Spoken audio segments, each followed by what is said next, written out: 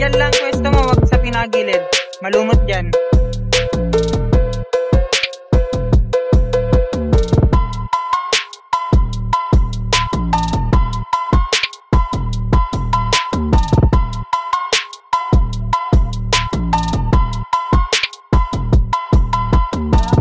Bago sila makarating dun.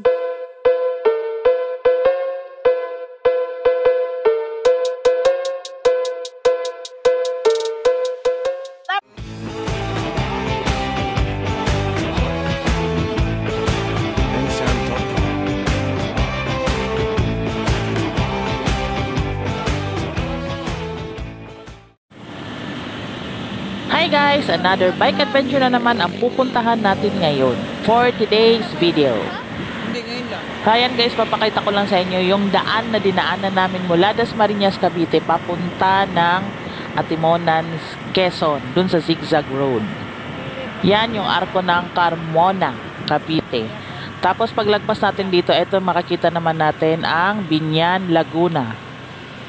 Itong binabaybay natin ngayon guys, papunta to or part na to ng Biñan. Papunta tayo ngayon ng Santa Rosa kasi meron tayong mga meet up doon na mga kasama rin natin sa ride. So ayun guys, pagdating natin dyan sa kanto, liliko tayo dito sa ating right side papuntang Santa Rosa. Kasi kung left side, papunta yan ng Alabang. Touchdown na nga tayo dito sa Barangay Dita, Santa Rosa, Laguna. Antayin lang muna natin si Sir Dada kasi siya na lang ang kulang dito sa grupo natin. Daan mo na.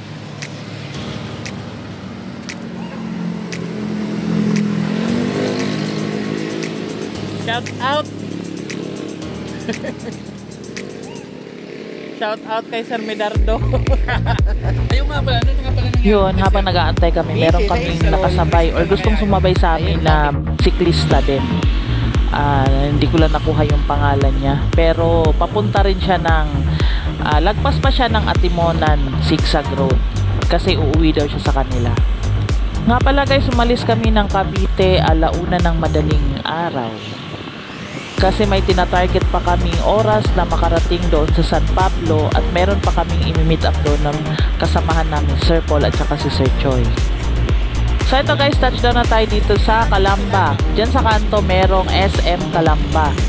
So gaya ng mga unang videos ko, sinabi ko doon kung 2 daan papuntang San Pablo. Pwedeng sa right side natin, liliko tayo, or pwede ring sa left side natin, liliko tayo pag nakaharap tayo sa SM Calamba.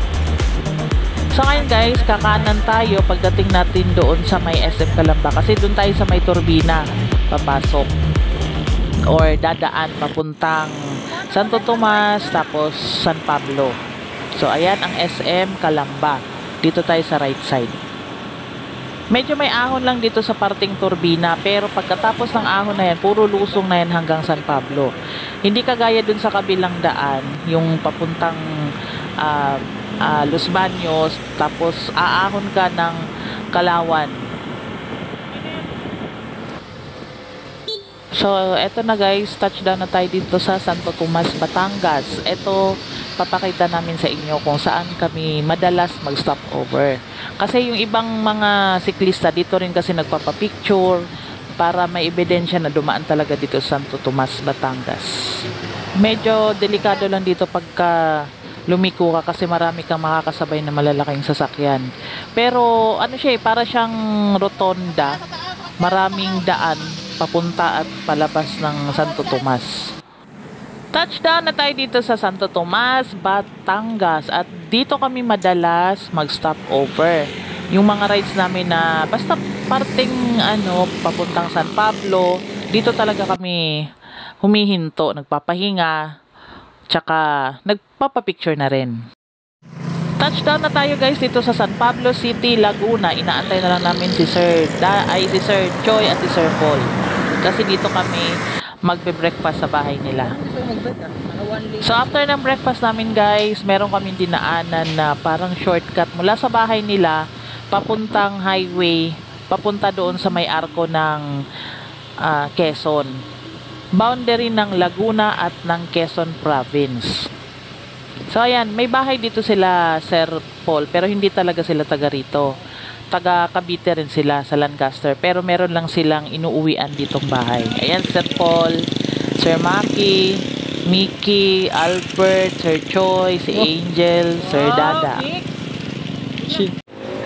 Eto guys, so ang ganda ng kalsada papunta ng Quezon Province. So wala pa talaga tayo doon sa boundary kasi ang boundary yung may arko. Saka yung buntag. Maika, vlog! Welcome to my guys! Ang asim yan. Asim yan. Te, tingin, isang tingin. Nawag na! Wala! Oy, Ang asim. Ang asim. Ano? Pila na pila. Ano? Din, tama na! At eto na nga yung arko guys, ang boundary ng Laguna at ng Quezon Province.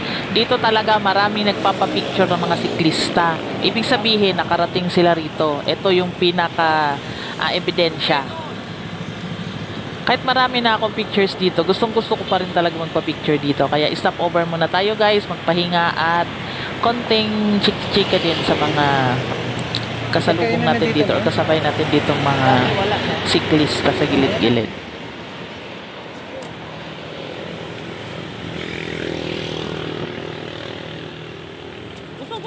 Busog! Woohoo!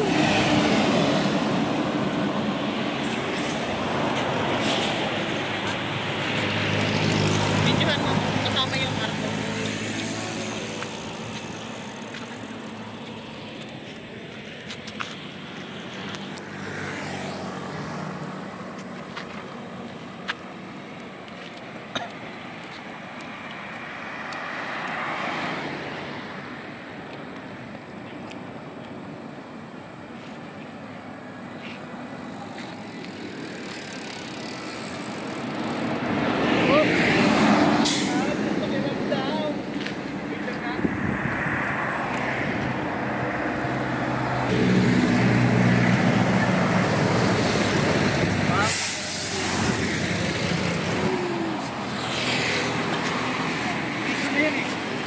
Taga saan kayo? Quezon City po. Quezon City? Lo, anong oras kayo umalis? Alas 2. Alas 2? Sabay-sabay lang kayo. Sabay-sabay lang pala tayo. Pero taga Dasma kami. Saan ang biyahe nyo pala? Quezon, Candelaria. Candelaria lang. Balikan kayo? Ano, mamay na po. Balik tickets po kami ng... Ah, So yun, nakakwentuhan natin yung mga galing pa ng Quezon City. Pero sa Candelaria sila magstay ng 3 days daw. Parang magbabakasyon sila. Para mga estudyante pa yata at ang babata. Pero ang lalakas. Grabe. Quezon City hanggang dito. Ilang oras lang nila kinuha. Sa bagay, malalakas naman talaga pag mga ganyang edad.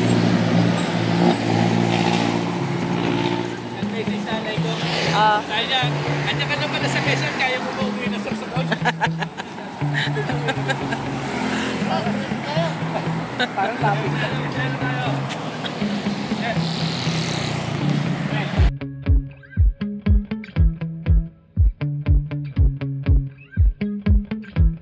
After ng arko na yun guys, doon na mag-uumpisa ang kalbaryo natin kasi meron tayong napakahabang banayad na ahon. Yung hindi mo halatang paahon pala siya pero nagtataka ka bakit ang kunat ng kalsada. Dagdag pa dyan guys, yung napakalakas na headwind. Ang hirap kahit patag siya tignan pero para ka pang umaahon ng black hole. Para kung umahon ng cape yung...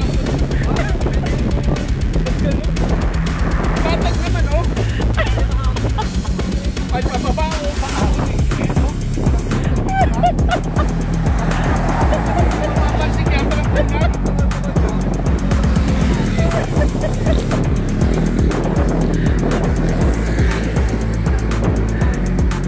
may nagre-reklamo na dito.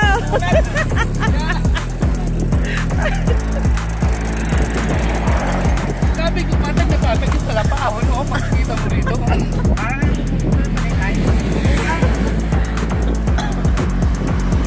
Touchdown na tayo dito sa Kalumpang, Quezon. Ito yung daan kung pupunta ka dun sa right side, papuntang Lucena. Kung didiretso ka naman, papuntang Tayabas, ang labas mo naman nun, papunta dun sa Kamay ni Jesus. Dito tayo guys sa right side kasi papunta tayong Atimonan. So, mauna muna ang Lucena bago Pagbilao tapos Atimonan na. Yan, kung didiretso yun yan doon, diyan kami dumaan nun papuntang ano eh. Kamay ni Jesus. Pero galing kami doon. Itong kalsada na to, galing yan ng San Pablo. Yan, San Pablo. Tapos, ito na yung kanto niya. Tayabas, Lucena. Kung didiretso ka ng Tayabas, pupunta ka ng Kamay ni Jesus, diyan ka sa Tayabas dadaan. Pero kung mag-Atimonan ka, dito ka sa Lucena. Ito.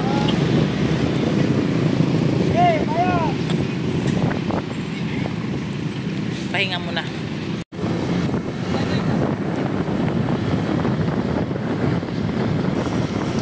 Touchdown na tayo guys dito sa Lucena, Quezon. At kung napapansin nyo, itong daan na dinadaanan natin ngayon, palusong.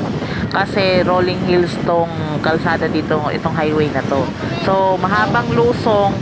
May ahon din naman dyan sa unahan. Pero kaya naman kasi para ka tinutulak ng mahabang lusong na to. Medyo ano lang siya talaga. Hindi naman siya ganun katarik. Pero masakit pa rin sa baga magano yung ahon niya. Pero maganda naman yung kalsada, asfalto na rin.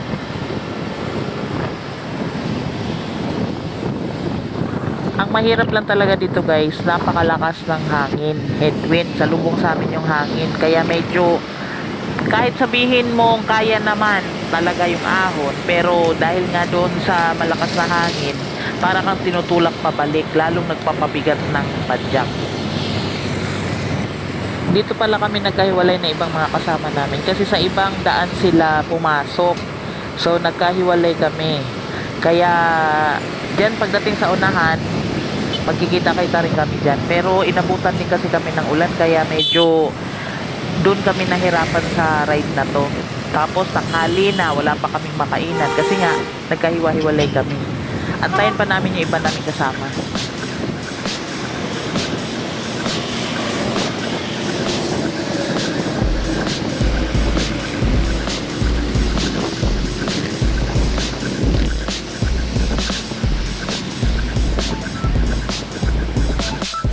Touchdown na tayo guys dito sa Pagbilao, Quezon. At ilang kilometro na lang, makakarating na tayo dun sa Atimonan, dun sa may zigzag road. At dahil nga maulan, dito na kami nagpalipas ng ulan at dito na rin kami nagtanghalian. So ito guys, touchdown na tayo dito sa, ang tawag nila dito, Bonpen. Ibig sabihin, Bundok Peninsula. Yan, yung arko na yan, kung makikita nyo. Tapos dito naman sa left side, ayan yung may bus. Yan naman ang papunta dun sa Old Zigzag Road. So dun tayo pupunta, hindi dito sa Bundok Peninsula kasi ibang daan naman yun yung pupuntahan na yun. So ayan na guys, liliko na tayo, papasok na tayo dito sa papuntang Zigzag Road. Isa sa mga naging challenges namin dito guys is inabutan kami ng ulan. So medyo kahit wala siyang ulan kasi dito, dahil nga maraming rainforest siya, medyo mamoist yung gilid ng kalsada. Tapos inabutan pa kami ng ulan, mas lalong naging madulas yung kalsada kasi basa at saka may moist na rin siya, may mga lumot-lumot na rin siya. Quezon Protected Landmark. Ayan, eto na talaga yun guys. So ayun, ang gagawin natin ngayon, dahan-dahan lang tayo para iwas disgrasya na rin. Sa mga first time na pupunta rito, dapat i-check nyo muna yung mga preno nyo, yung gulong, para iwas disgrasya guys. Kasi malumot dito at saka wala ka talagang madadaanan na bike shop or vulcanizing dito pagpasok mo sa zigzag road na to. Touchdown na guys, dito na tayo ngayon sa tinatawag nilang Bitukang Manok. Minsan din tinatawag din nilang eme. So, ayan, ipapakita ko lang sa inyo kung bakit siya tinawag na Bitukang Manok. Kasi tignan nyo naman yung kalsada niya, di ba, paikot-ikot.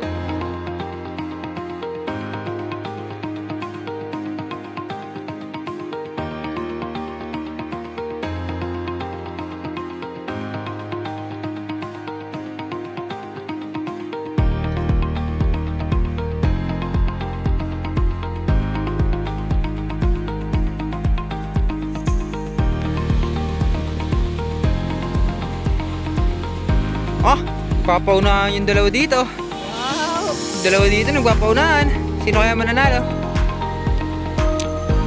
Kuya Maki dito, rumere-mate.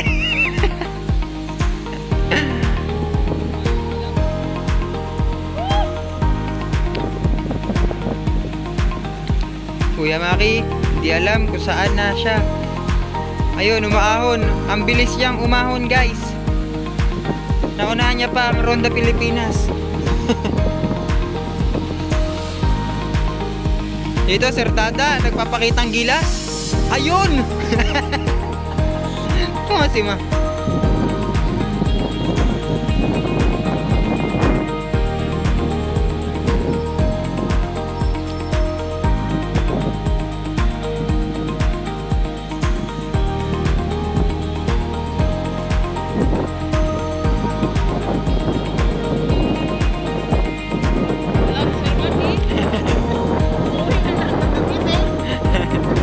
Umuwi na ng Lancaster.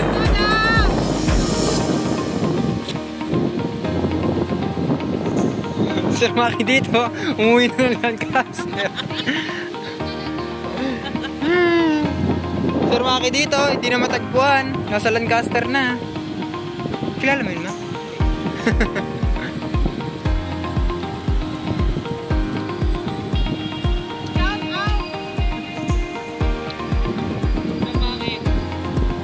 Umuwi na ng Lancaster.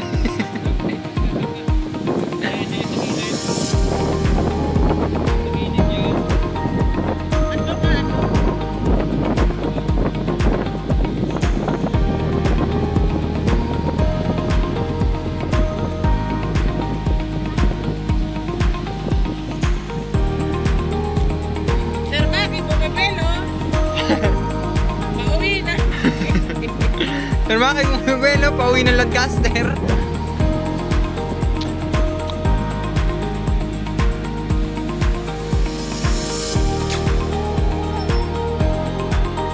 Ito na yung pang third time kong pumunta dito, guys. Pero hanggang ngayon ay elip pa rin ako talaga dito sa kalsada na to. So sa mga hindi pa nakapunta, guys, tara na dito sa Quezon. Ang ganda ng kalsada, ang ganda ng ruta na to. Sana, guys, magkita-kita tayo sa kalsada sa mga susunod naming mga adventures. For more video updates, huwag kalimutang mag-like and subscribe. Salamat!